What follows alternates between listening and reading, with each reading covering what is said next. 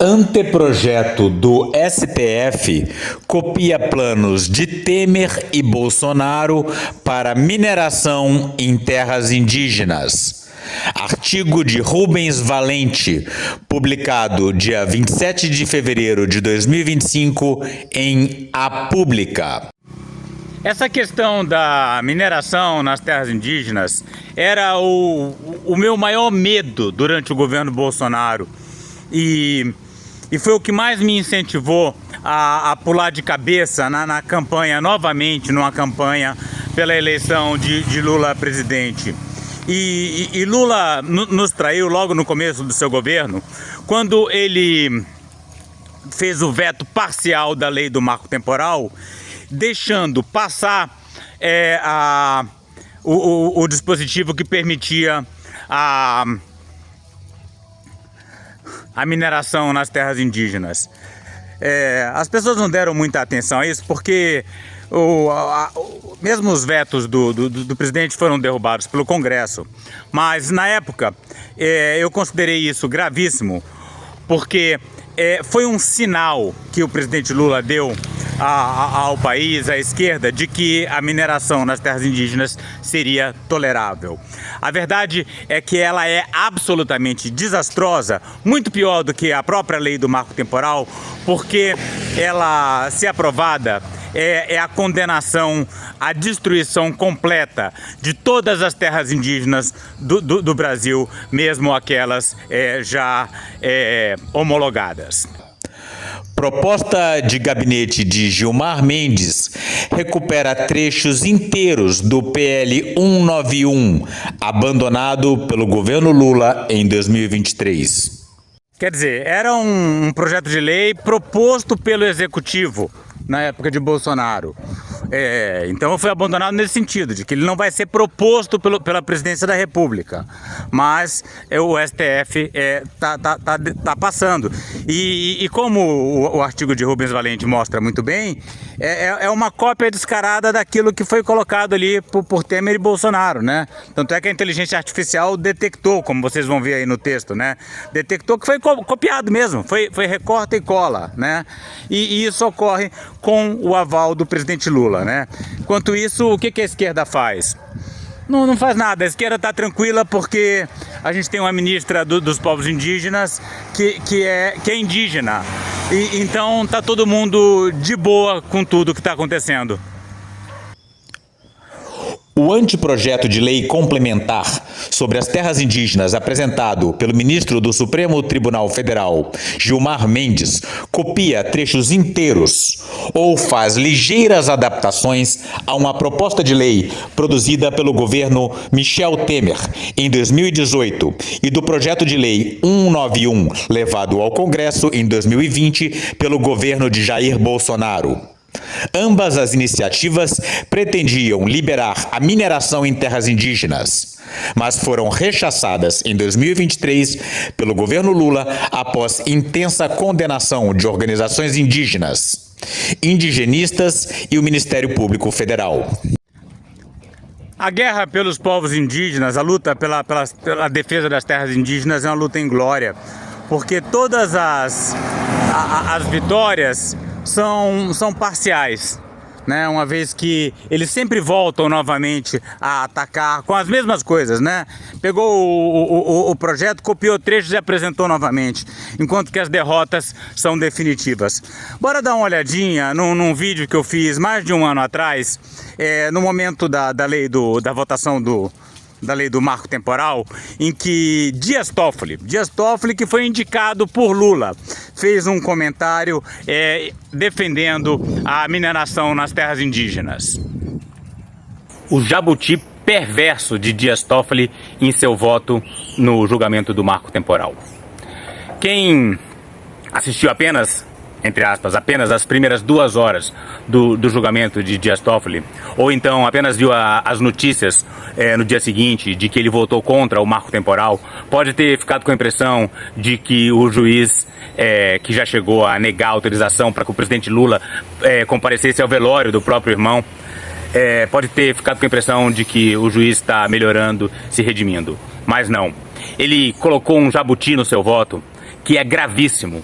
Na minha opinião, mais grave ainda do que a própria tese do marco temporal, que foi a sugestão de que o Congresso regulamente, num prazo de alguns meses, a exploração mineral dentro de terras indígenas. Eu pretendo falar aqui nesse vídeo como essa ideia é maligna e pode levar à destruição completa de todas as terras indígenas já demarcadas. Estive recentemente em abril, a convite da Universidade da Califórnia, na unidade de São Francisco, exatamente falando sobre essa temática. E lá também ouvi de professores, tanto dos Estados Unidos da América quanto do Canadá, que eles têm também situações de conflito, situações ainda não resolvidas com os povos originários dos seus respectivos países. Mas ouvi também deles de que nenhum deles tinha chegado a uma solução tão justa e correta quanto a da Constituição Brasileira de 1988. Nessa hora, enquanto ele está louvando a Constituição de 88, parece que está tudo bem. Melhor ainda quando ele começa a falar que os povos indígenas têm uma relação mítica com a terra, com os rios, onde habitam os espíritos, seres sobrenaturais. A gente fala, poxa, que bacana esse ministro, né? A impressão é excelente. Mas isso entra em profundo contraste com o que ele fala ali no final, já com quase 3 horas de sessão. Uma tentativa, e diante da maioria que já se pronunciava, com 4 votos do relator, mais 3 votos, no que pertine ao tema central, marco temporal 5 de outubro de 88, e evidentemente com 14 anos nesta corte, e conhecendo os eminentes colegas, nós sabemos matemática, sabemos qual é a tendência dos votos futuros. Percebam o que ele está falando aqui. Ele está falando, olha, marco temporal já perdeu, tá?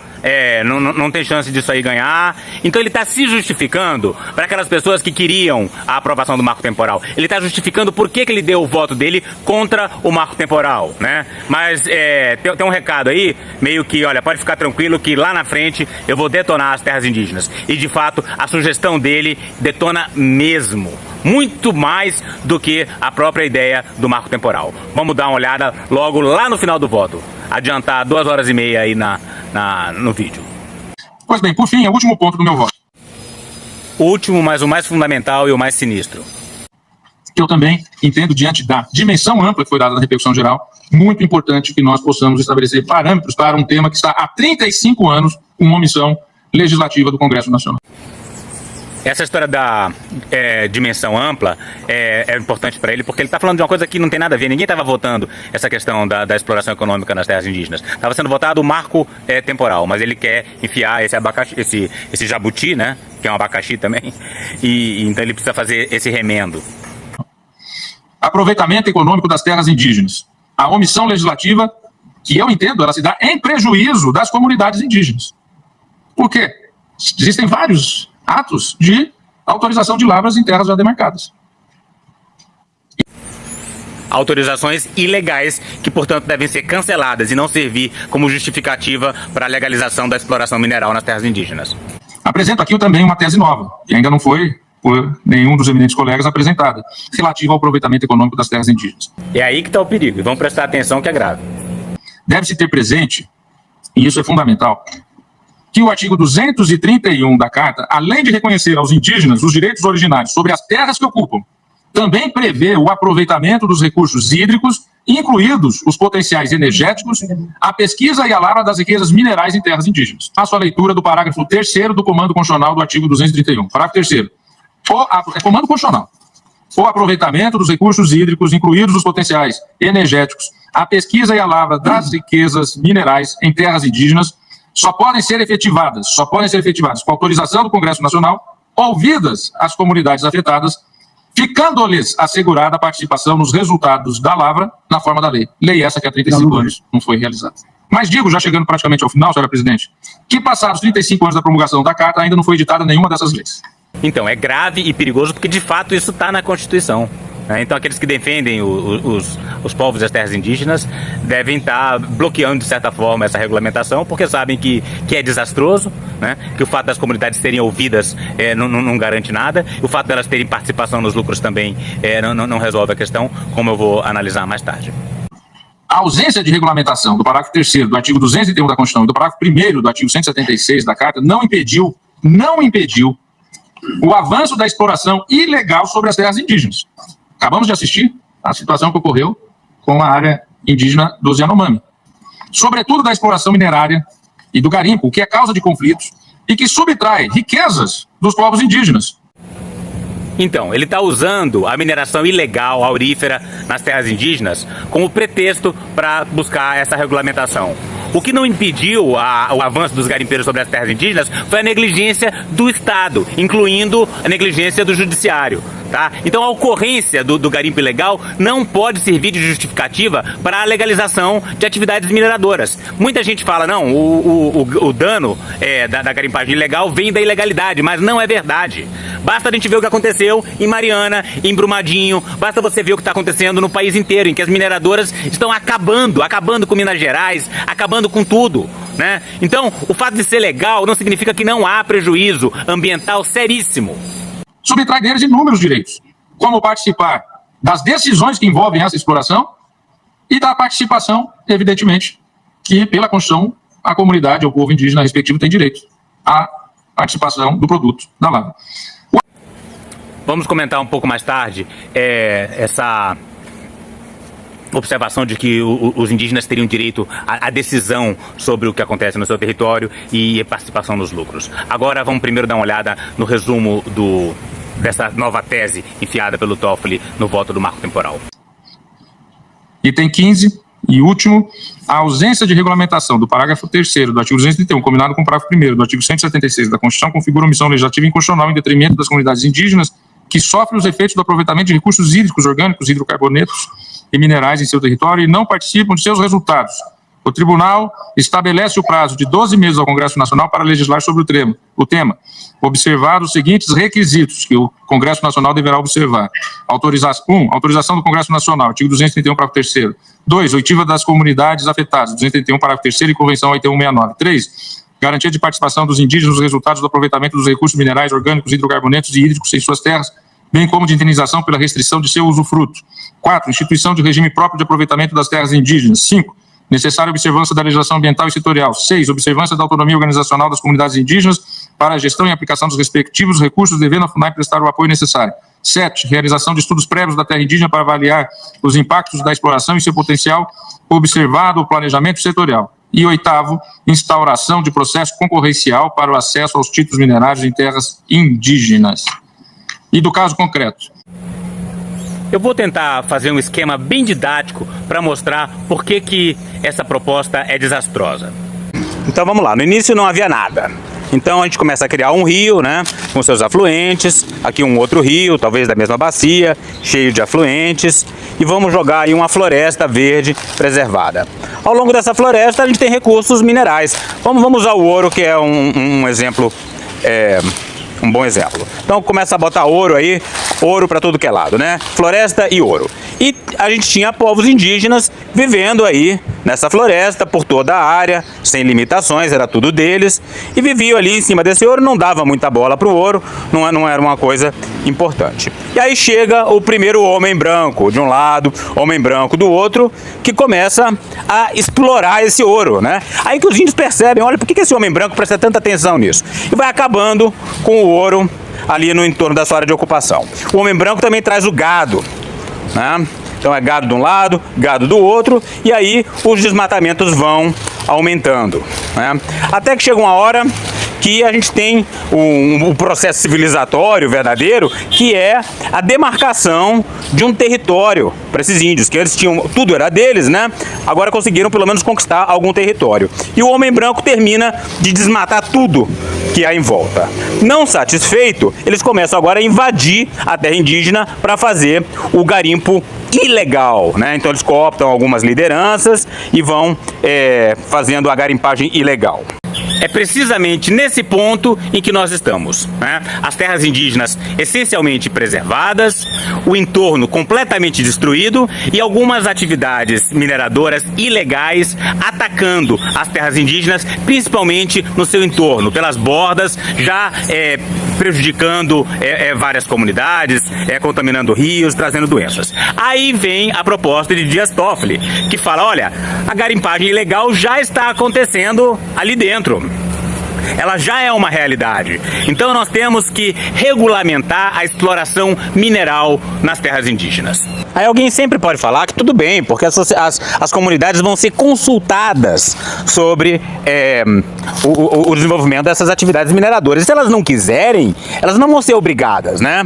Mas como que funciona isso, né? O cacique das aldeias, ele está acostumado a decidir questões sobre quando vai começar uma festa, que dia que eles vão fazer uma roça. Esse tipo de questão é o dia a dia do cacicado numa aldeia indígena brasileira.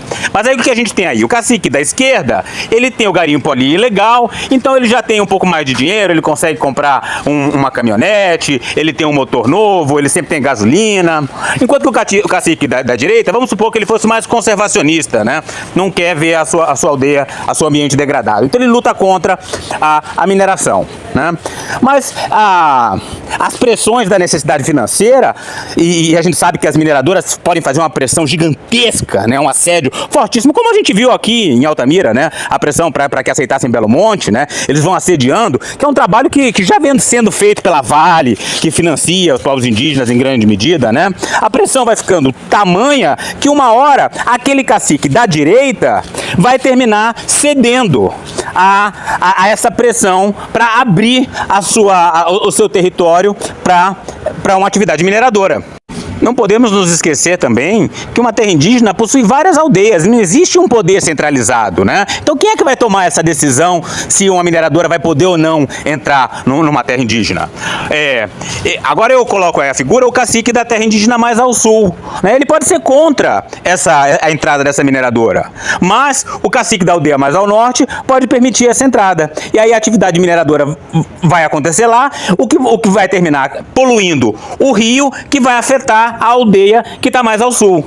Vocês veem, então, que não existe um mecanismo de democracia, né? Mesmo no nosso país, que a gente vive numa sociedade que tem uma tradição de cultivo da democracia que já tem mais de 1000 anos, né? Então imagina um povo que acabou de ter contato com a sociedade envolvente, tendo que desenvolver essa democracia com pressão de mineradoras, de garimpeiros, todo tipo de coisa. Então é claro que essa coisa de consultar as comunidades indígenas não garante de forma alguma que o povo indígena, de forma geral, está satisfeito com a entrada das mineradoras, porque aqueles que estão envolvidos com as atividades destrutivas possuem mais recursos financeiros e, portanto, passam a possuir uma influência desproporcional sobre o resto da sociedade indígena. Tá, nesse vídeo de 1 ano atrás, eu tô falando sobre o problema de deixar a cargo das comunidades decidir ou não sobre a exploração. Essa versão aí do projeto apresentado agora por Gilmar Mendes é ainda pior, porque as comunidades nem têm o poder de opinar sobre a investigação ou não do potencial minerador das suas próprias terras. Esse argumento de que os índios também serão beneficiados pelos recursos financeiros oriundos da mineração também é altamente falacioso, né? Claro, alguns recursos vão chegar, né? Mas com certeza esse dinheiro vai ser muito mal gasto, como sempre aconteceu com os garimpos, né? Inclusive, algumas famílias se apropriam desses recursos e, inevitavelmente, as sociedades que são essencialmente igualitárias hoje em dia se estratificam. E a gente vai ter logo uma classe mais abastada, que vai gastar esses recursos de uma forma absolutamente irracional. Isso sempre acontece. E você vai ter uma classe pobre que vai viver na miséria, sem os recursos da mineração e num meio ambiente degradado por essa atividade mineradora. Mas vamos então continuar na nossa simulação. Vocês estão vendo esse traço vermelho cortando a terra indígena?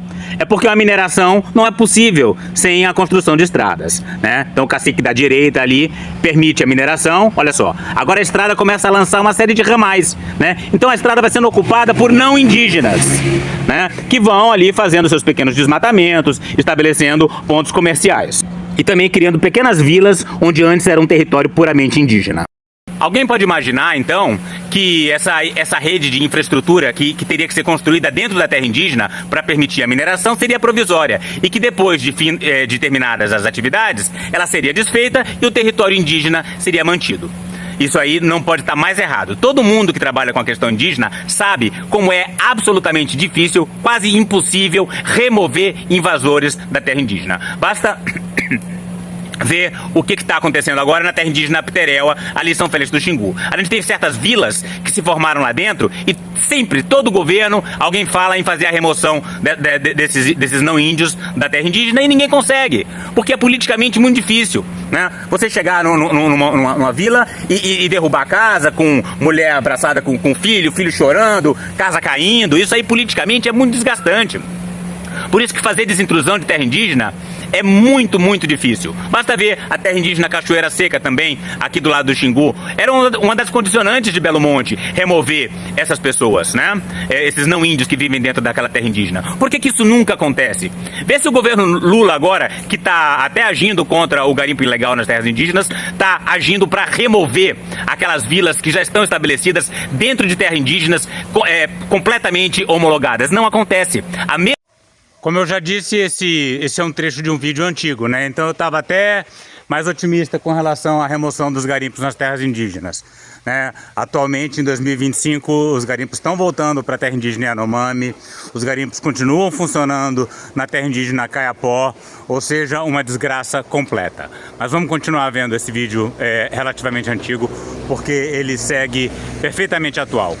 A mesma coisa vai acontecer com essas vilas que vão se formar ao longo dos projetos de mineração que o Dias Toffoli propõe que sejam regulamentados dentro de terras indígenas. Ou seja, é o fim das terras indígenas, é a fragmentação total e a destruição do seu território. Então, para completar o quadro aí, então a gente já tem vilas de não índios estabelecidas dentro da terra indígena, né? Isso, a garimpagem ilegal não acaba, porque o fato de você regulamentar não significa que o ilegal não vai continuar. Começam a surgir desmatamentos, abertura de fazendas para criação de gado, né? Porque a necessidade financeira nunca se completa, né? Você vai ter o dinheiro da mineração, mas vai ter alguém querendo plantar soja, criar gado, e aí a terra indígena vai se degradando cada vez mais, né? A terra ali mais ao sul também cede às pressões econômicas, né? Uma vez que o rio já está destruído, a caça já acabou, né? E ele vê que eles estão sofrendo mais do que seus vizinhos que não abriram o seu território para devastação, e a floresta se acaba completamente, até o ponto que os próprios índios desaparecem fisicamente porque aquele território termina completamente dominado pelo homem branco. As transcrições literais ou adaptações aparecem em pelo menos 20 dos 94 artigos do chamado anteprojeto do STF. Segundo o levantamento feito pela agência pública, com auxílio de 2 ferramentas de inteligência artificial, cujos resultados foram checados ponto a ponto. O fato deles terem copiado o projeto de Temer e de Bolsonaro em si não é o mais grave. Eu mesmo copiei um pedaço do meu vídeo antigo para fazer esse meu vídeo novo. O problema é que mostra com a origem desse projeto perverso de mineração em terras indígenas, né? Tá na cara que é justamente daqueles golpistas, daqueles salafrários, daqueles pilantras que a gente achava que tinha derrotado nas eleições quando Lula venceu. Mas aparentemente segue tudo igual. Não tem grande diferença do ponto de vista dos povos indígenas, segue a mesma merda, né? É claro que eu fico preocupado se sair Lula, quem é que vai entrar? Se vai entrar aquele Tarcísio ou o próprio Bolsonaro, se ele conseguir viabilizar isso politicamente. Porque eu tô vendo tudo se acabar aqui, mas tô falando, né? Tô falando no YouTube, tô falando na universidade. Se Bolsonaro volta, talvez a gente não tenha nem a liberdade de poder falar isso amplamente, né? Mas isso é do meu ponto de vista pessoal, né? Do ponto de vista das terras indígenas, dos povos e da preservação da Amazônia, a desgraça continua. Os trechos com grande similaridade cobrem os mais diversos aspectos da hipótese de mineração em terras indígenas, como a permissão para que o Congresso autorize pesquisa e lavra em determinada terra indígena. Essa questão da mineração é muito grave. né, vocês veem que as terras indígenas elas são territórios virgens do ponto de vista da mineração. Nunca houve atividade de mineração, por isso que elas estão preservadas, né? E vejam como isso tem um papel central na geopolítica global, né? Vocês viram o discurso recente de Trump em relação à Ucrânia, né? Dizendo que ele agora vai reivindicar, por conta do apoio que os Estados Unidos deu à Ucrânia na guerra contra a Rússia, ele vai reivindicar 500 bilhões de dólares em terras raras, né? Se isso foi determinante pro desenrolar daquela situação na Europa, imagina as terras indígenas aqui, o nível de pressão que elas estão, que existe para que elas sejam abertas para mineração.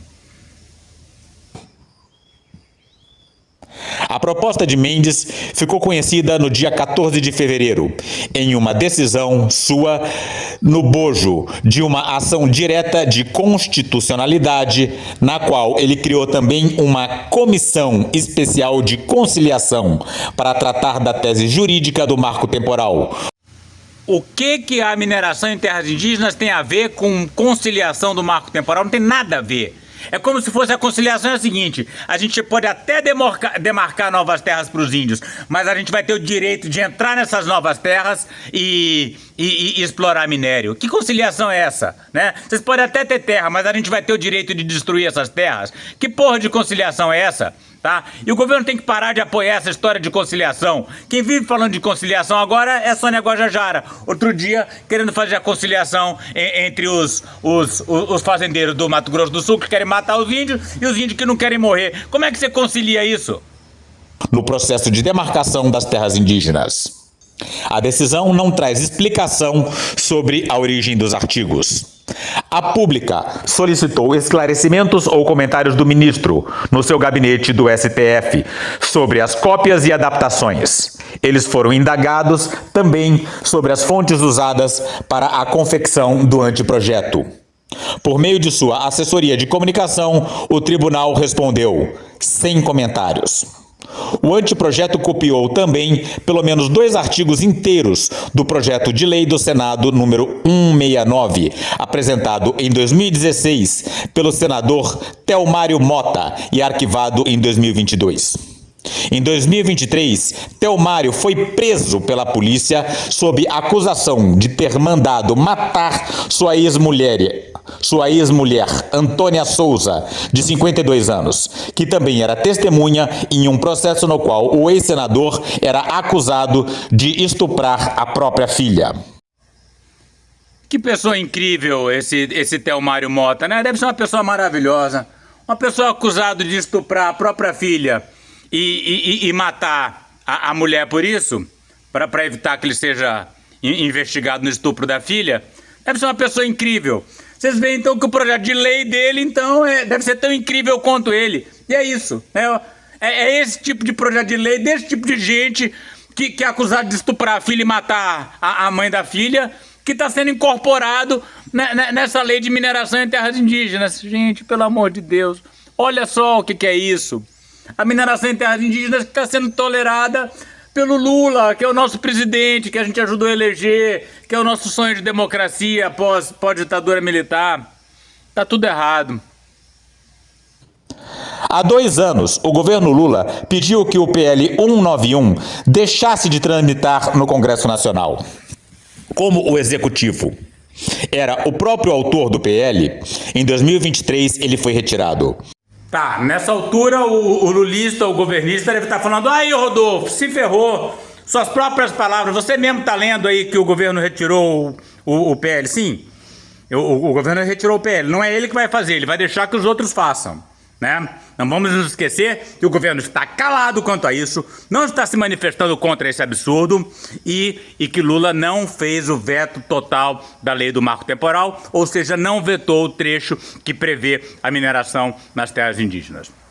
Então, a diferença entre Lula e Bolsonaro é que Bolsonaro fazia a merda, enquanto que Lula deixa acontecer naturalmente. Pode parecer mais bonitinho, mas o resultado final é o mesmo. Em diferentes notas técnicas, o MPF apontou que o PL continha inconstitucionalidades e vício insanável. Por decisão de Mendes, o MPF não tem direito a voto na comissão do STF. Dá uma olhada nessa notícia que saiu no site De Olho nos Ruralistas. Gilmar Mendes é denunciado por abuso de agrotóxicos e plantio de transgênicos em nascente do Rio Araguaia, num lugar onde não pode plantar transgênico, né? Quer dizer, o cara é um criminoso ambiental, é um suposto criminoso ambiental, né? Eu não falei criminoso, eu falei suposto. É esse o cara que está julgando a questão da mineração nas terras indígenas.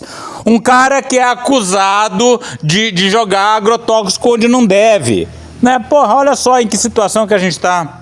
E é o cara que inventou a porra da tese de Copacabana, de que se o marco temporal não for aprovado, o Brasil inteiro vai virar terra indígena. Um delírio. E apenas pode acompanhar as sessões. Membros da comissão foram surpreendidos com o aparecimento no anteprojeto, divulgado dia 14, de diversos tópicos que ultrapassam o tema do marco temporal e chegam à permissão de mineração e de outras atividades econômicas em terras indígenas. Integrantes da conciliação ouvidos pela pública disseram que esses temas não foram objeto de discussão prévia. O anteprojeto ainda será votado na comissão, que tem 23 integrantes, 18 dos quais não são indígenas. No último dia 21 de fevereiro, Mendes acolheu um pedido da União e suspendeu os trabalhos da comissão até 26 de março, quando o anteprojeto começará a ser votado. Na decisão, Mendes proibiu a apresentação de novas propostas, ao afirmar que cumpre à comissão propor o aprimoramento da proposta apresentada pelo gabinete, sem a formulação de novas proposições paralelas ou alternativas. Segundo o ministro, a comissão recebeu propostas ao longo de 6 meses, todas devidamente registradas nos autos. Em agosto, o movimento indígena se retirou do colegiado em meio ao protesto de que Mendes não estava respondendo nem levando a plenário agravos ajuizados pela Articulação dos Povos Indígenas do Brasil, APIB. O coordenador jurídico da APIB, Maurício Terena, disse que as cópias e semelhanças entre os 3 textos apontados pela Apública não podem nunca ser coincidência. Não são, claro que não são. Mas isso não é o grave, não é o mais grave. O mais grave não é que eles copiaram. A cópia só mostra como esse é um projeto de Temer, como esse é um projeto de Bolsonaro. Mas mesmo que eles não tivessem copiado nada, se eles tivessem feito tudo do zero, o teor do projeto é que é maligno, né? A cópia só mostra a paternidade da ideia. Os textos vêm de propostas que não passaram pelo Congresso ou foram recusadas pelo atual governo. Mas agora o STF tenta retornar como lei a partir de uma situação totalmente anômala na história do tribunal: a formulação de anteprojetos de lei em comissões de conciliação levadas à votação. A ausência de explicação sobre a origem do texto também demonstra a falta de transparência da comissão. Vários tópicos desse anteprojeto, como os da mineração, não foram discutidos pelos membros da comissão, e muito menos pelos próprios povos indígenas, os mais impactados. Nós não sabemos exatamente como foi a confecção desse documento. Quais as fontes? Quem apresentou tal proposta? Disse o advogado indígena. Em notas públicas divulgadas nos últimos dias, a comissão ARNS e 3 relatores especiais da Organizações das Nações Unidas, ONU, condenaram as propostas contidas no anteprojeto do STF. As novas alterações propostas, se aprovadas, constituirão um grande retrocesso para os direitos dos povos indígenas, para a proteção ambiental e para as ações voltadas para a emergência climática. É mais do que isso, não é um retrocesso nos direitos indígenas, assim, teoricamente falando, não. É a destruição completa da das terras indígenas. É a consumação do genocídio indígena. E junto com a destruição das terras indígenas, a gente tem a aceleração do colapso climático do Brasil. Porque a gente sabe que as terras indígenas são os pilares da preservação da Amazônia, que é fundamental para o equilíbrio climático do Brasil. Ou seja, é o nosso próprio suicídio, para que uma meia dúzia de pessoas ganhem dinheiro com mineração em terras indígenas.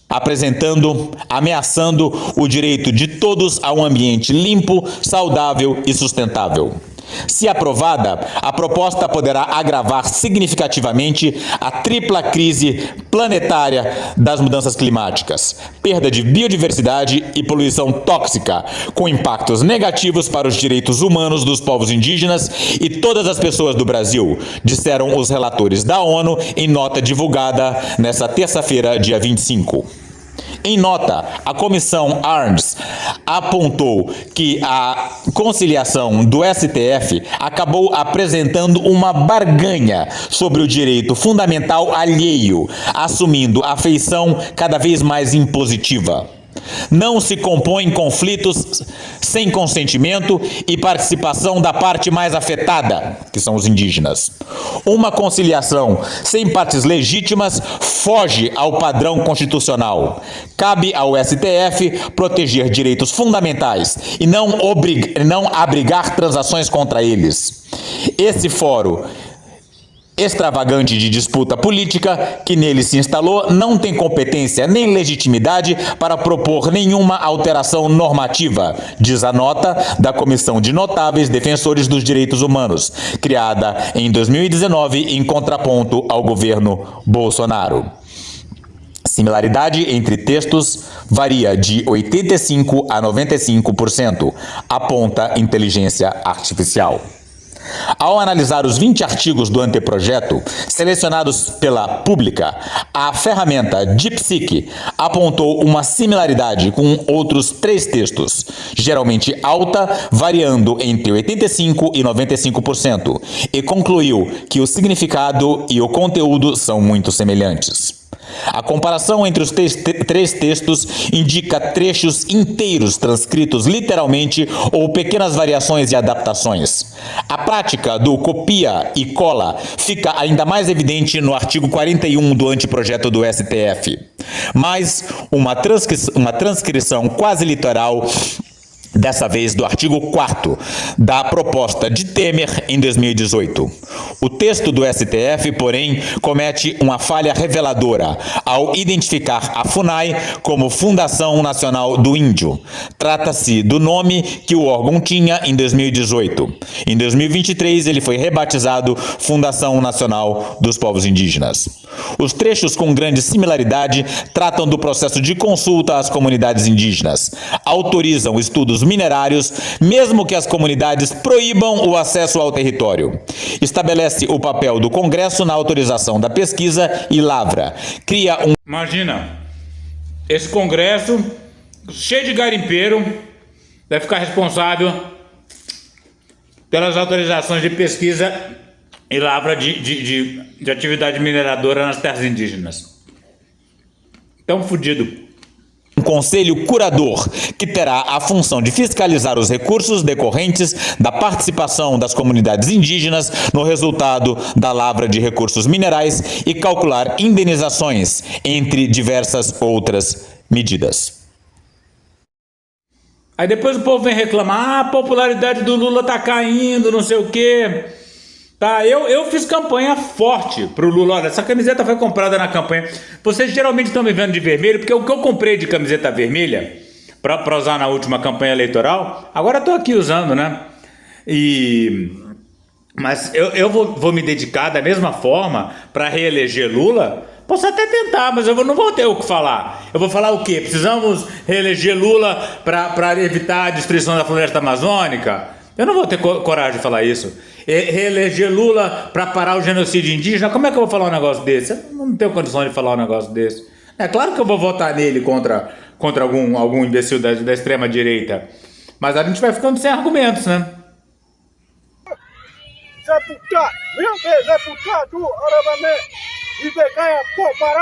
Para saber mais e participar dessa luta radical pelos povos indígenas, a floresta tropical e a biodiversidade de modo geral, inscreva-se no canal, deixe seu like e comentário.